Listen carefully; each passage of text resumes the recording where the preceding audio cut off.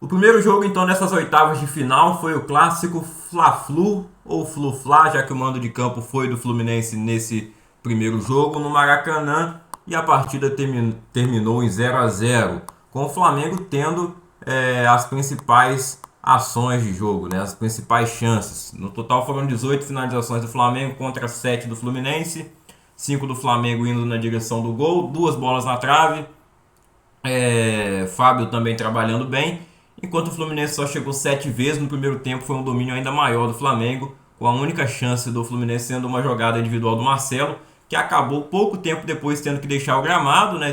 Sofreu uma lesão, muito por conta do excesso de jogos. Faz tempo que o Marcelo não joga tantas partidas em sequência. Eu achei que ele seria poupado contra o Cuiabá no fim de semana, mas ele não foi. Agora vai ter que ser poupado por obrigação, né?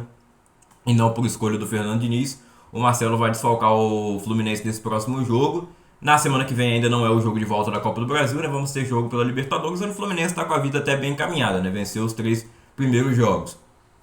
Agora, inclusive para mim a saída do Marcelo, né, forçada, foi pior do que a expulsão do Felipe Melo, que gerou polêmica, mas no fim das contas foi justa, né? E o Daronco ainda teve que provar para confirmar a expulsão, porque primeiro ele havia dado só o cartão amarelo.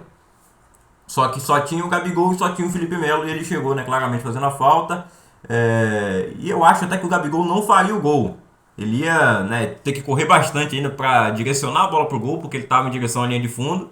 É, e eu acho que o Fábio ia crescer para cima dele e ele ia perder, né, pela fase que ele tá. A não sei que ele sofresse o pênalti. E o Felipe Melo segurasse um pouco mais para fazer a falta na área, né? Bem, o Felipe Melo foi expulso, ok. A polêmica fica pela não expulsão do Gabigol, que depois teve um lance com o Paulo Henrique Ganso, né? E ele não tomou sequer o cartão amarelo. Então, por isso mais a polêmica aí nesse jogo. Mas no fim das contas aí o resultado fica em aberto. O Fluminense, estávamos todos dando ele como favorito, né, pelo momento atual. Ainda acho que ele tem mais chance, principalmente se o Marcelo puder jogar a volta, que é bem provável, né? Ainda vai ter aí mais uma semana de descanso. Não vai ter o Felipe Melo, mas sinceramente não sei se isso é um desfalque tão grande, porque o Felipe Melo vem jogando nas últimas partidas como titular na zaga, mas o ideal não seria ele jogar como zagueiro titular, ainda mais em jogos contra ataques tão poderosos, né? E o Flamengo deve ter também na volta o Pedro, coisa que ele não teve hoje. Hoje não, né? Na terça-feira, nesse primeiro jogo. O Pedro talvez já volte até neste domingo contra o Corinthians. E a expectativa, né, é que ele esteja 100% no jogo da volta contra o Fluminense. O segundo jogo das oitavas de final foi Palmeiras e Fortaleza, realizado no Allianz Parque. Um jogo que também teve polêmica pelo primeiro pênalti, onde saiu, pelo único pênalti do jogo, na verdade, né? Onde saiu o primeiro gol do Palmeiras, marcado pelo Rafael Veiga, que não desperdiça pênalti. Melhor batedor de pênaltis do país atualmente, né? Um dos melhores. E eu acho que mesmo que o pênalti não fosse dado, né? Inclusive é um lance parecido um pouco com o pênalti dado para o Corinthians. E se falou muito mais do pênalti do Corinthians lá no jogo contra o São Paulo domingo passado pelo Brasileirão do que desse pênalti do Palmeiras contra o Fortaleza. Mas fato é de que aquele pênalti do Corinthians definiu o resultado, além do gol anulado do Calegari. Dessa vez, eu não acho que o pênalti foi essencial para a vitória do Palmeiras, embora ele tenha sido o gol que abriu o placar. Mas pouco tempo depois o Bruno Tabata fez o 2 a 0, né? Um lance que a bola foi tirada de dentro do gol, o Gustavo Gomes empurra de volta, mas já tinha entrado no primeiro lance do Bruno Tabata, né? Que foi titular nessa partida. E lá no finalzinho do jogo o Richard Rios faz um golaço. Esse aí é para emoldurar e guardar. Golaço do Richard Rios fechando aí um placar de 3 a 0 para o Palmeiras, né? Que foi superior na partida, óbvio, jogando nos seus domínios. E né, o ano passado foi eliminado justamente nessa fase de oitavas de final de uma forma polêmica também para o São Paulo. Dessa vez pode ter a polêmica do seu lado, mas sem polêmica, com a arbitragem ou sem, eu acho que o Palmeiras iria passar. E é um placar que vai ficar bem difícil para o Fortaleza reverter. Embora seja um time bem forte, né, que está num momento muito bom, é muito forte no Castelão, mas do outro lado é o Palmeiras e eu acho que o Fortaleza não vai conseguir a remontada. Santos e Bahia também teve polêmica. Quase todo jogo teve polêmica. Terminou 0 a 0 na Vila Belmiro, mas o Santos poderia ter vencido por 1 a 0. Ou poderia ter perdido também, ou empatado, né? Porque o João Paulo catou muito. Mas por que o Santos poderia ter vencido? Porque ele fez um gol que foi anulado. Mais um gol do David Washington, um garoto aí, 17 anos. Quarto jogo dele como profissional. O terceiro gol seguido seria dele. Mas o gol foi anulado de forma errada pela arbitragem, que traçou a linha do impedimento na mão do jogador. E obviamente a mão não pode fazer o gol, a mão não pode bloquear o gol, a não sei que seja do goleiro. Então mão não é considerado impedimento. E foi dado impedimento assim, né? De forma bizarra, inacreditável um negócio desse acontecer. O Santos poderia ter vencido o jogo. Fica 0 a 0, um placar aberto. O Bahia jogou bem. E agora lá na Fonte Nova vai ser um jogo bem difícil, principalmente para o Santos, né? O Bahia vai estar jogando em casa. Ao meu ver, é um time que tem um padrão de jogo mais definido do que o Santos.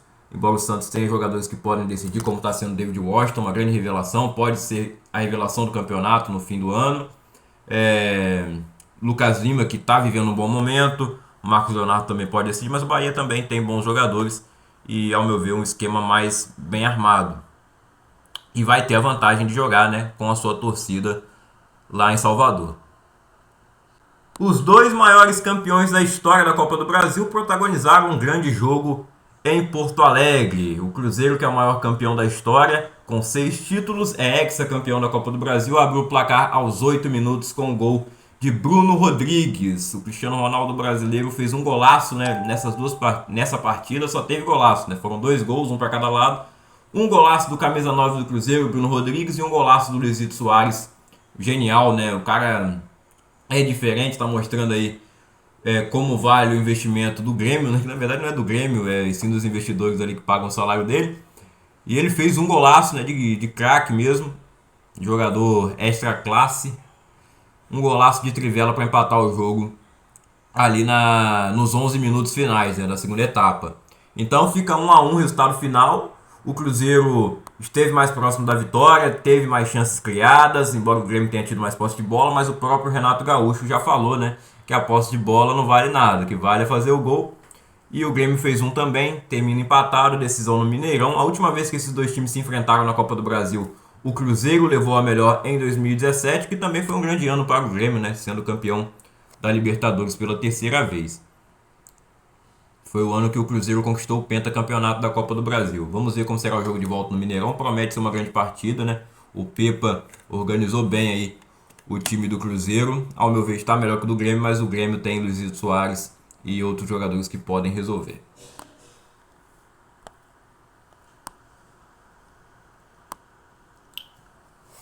O único time da Série B vivo até agora na Copa do Brasil conseguiu um resultado bem ruim em casa, né? E já pode dar adeus talvez a essa competição, né? É bem provável, já que o São Paulo irá definir no Morumbi e é mais time do que o Sport, obviamente. O Sport fez um grande início de ano, acabou não conseguindo conquistar o título da Copa do Nordeste, perdeu em casa nos pênaltis para o Ceará, de forma polêmica para mim nos pênaltis inclusive, mas perdeu.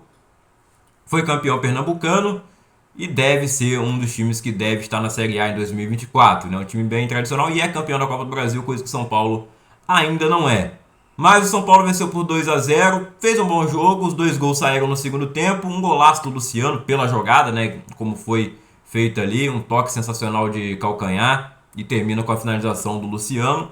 E o gol do Marcos Paulo já no finalzinho, dando números finais à partida e aumentando a vantagem do São Paulo para 2 a 0, uma boa vantagem. E o Sport ainda terminou com o jogador a menos, que foi expulso antes dos gols saírem.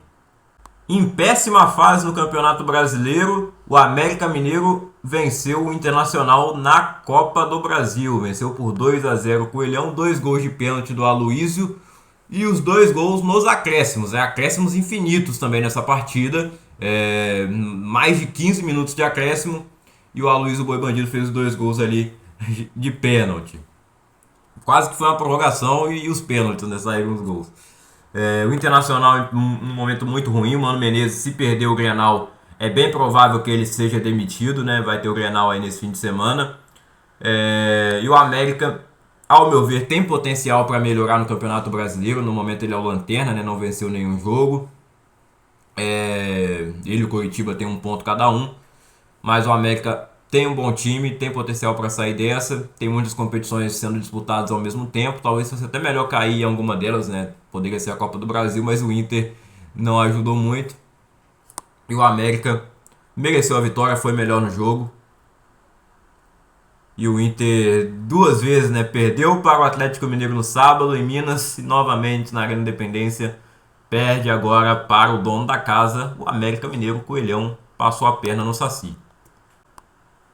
Falando em Atlético Mineiro, o Galo jogou no Mineirão contra o Corinthians e dominou completamente a partida, né? Uma atuação vergonhosa do Corinthians, que finalizou apenas 3 vezes no gol, nenhuma na direção do gol. A única defesa que o Everson fez foi de um lance que você pode considerar chute, pode considerar cruzamento, e o Google aqui considera cruzamento, né? Porque não é considerado chute a gol, um lance do Roger Guedes ainda no começo do jogo.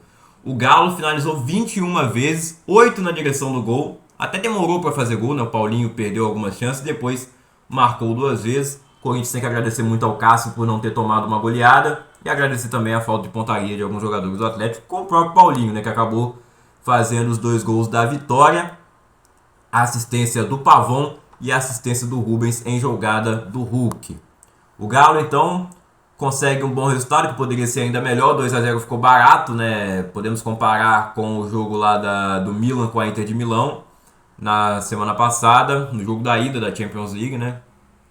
Que o 2-0 ficou bem barato e agora pode se repetir a mesma coisa. A atuação do Corinthians foi bem pior que a do Milan, né? O Milan com certeza jogaria melhor contra o Atlético Mineiro, mas deu para entender a comparação, né? O Galo foi bem superior e poderia ter ganhado por um placar muito mais significativo.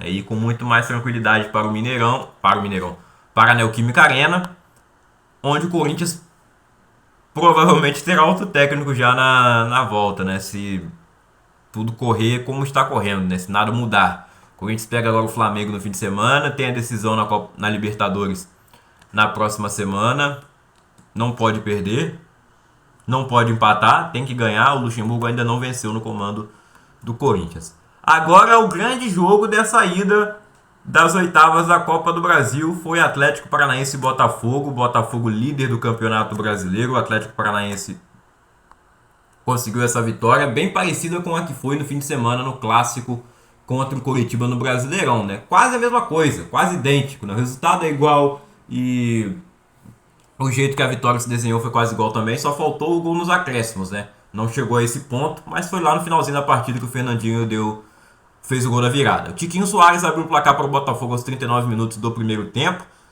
2 minutos depois, Luiz Henrique faz o 2-0 em jogada do Tiquinho Soares, né? Tá jogando muito o atacante. Não é o Soares, né?